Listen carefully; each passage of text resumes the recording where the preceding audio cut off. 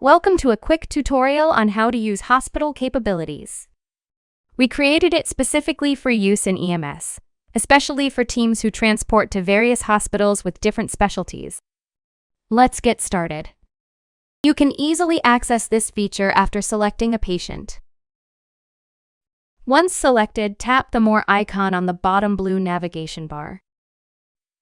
Now select Capabilities. Here you'll see a map of organization-approved medical facilities for patient transport. Select all the capabilities that best matches your patient's needs, whether it's trauma, stroke, cardiac, or pediatric care. The map instantly displays the most relevant hospitals. Tap on a hospital icon for more information. Powered by Google Maps, you'll see real-time distance and accurate arrival estimates based on live traffic conditions. You can also see the hospital's contact details along with a complete list of capabilities for both pediatric and adults, if applicable, ensuring the right facility for your patient. Prefer a list view? No problem.